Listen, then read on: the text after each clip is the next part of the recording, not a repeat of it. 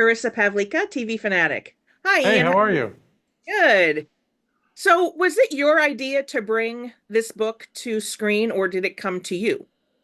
Atomic Monster and I had met several times over the years. They knew my work, and I, of course, knew their work.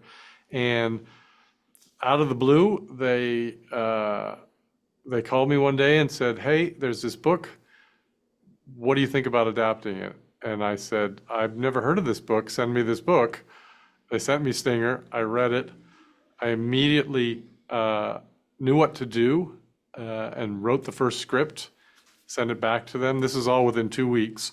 Uh, and they jumped on board the idea. So it was brought to me, but as I You did imagine what? you're aware, it's a pretty big jump from what the book is to what the series is, and uh, they were, yeah, I was very happy that they were on board with the idea from the get-go.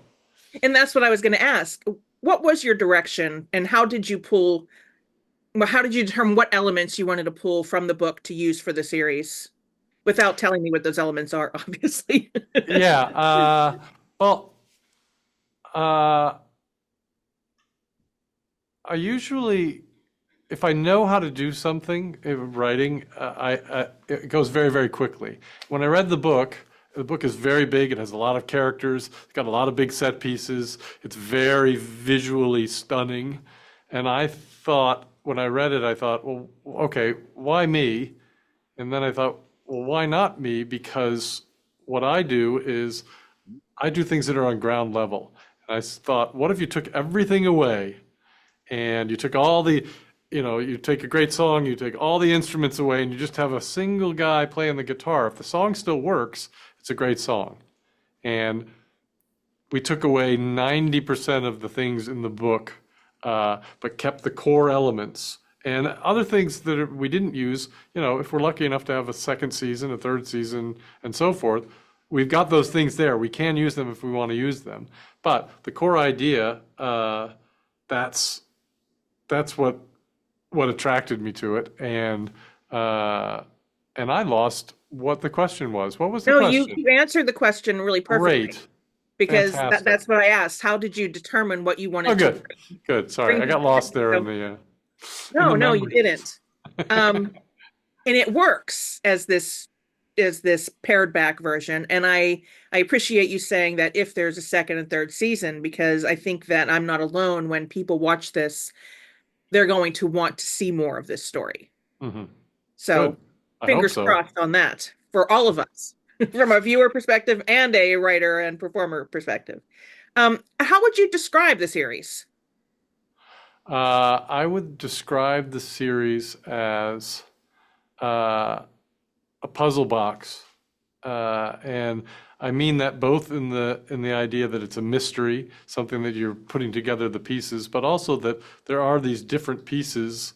There's mystery, there's thriller, there's horror, there's drama, there's love story, there's tragedy. All these things are interwoven, not only because I think that's what makes a good story, its ability uh, to navigate its way through different modes and tones and emotions, if you will.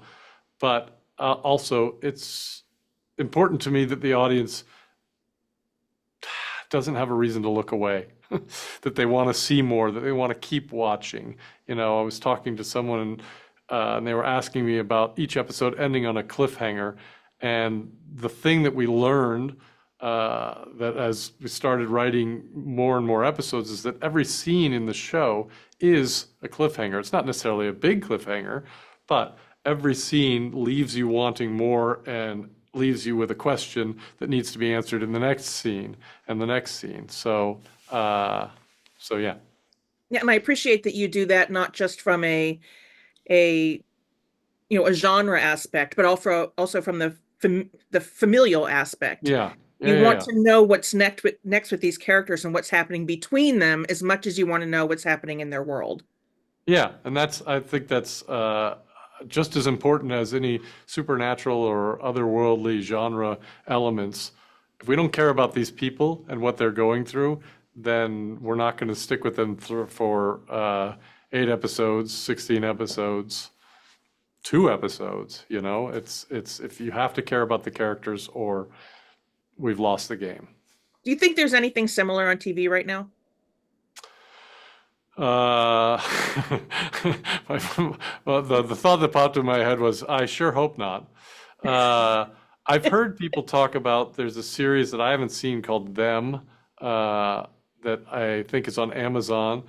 Uh, I like to think that I've only seen the first season, but the first season of Yellow Jackets to me feels like a good companion piece, just because it's somewhat Stephen King-esque, and I would love to think that Stephen King's name and Teacup are mentioned in the same sentence. That would be lovely.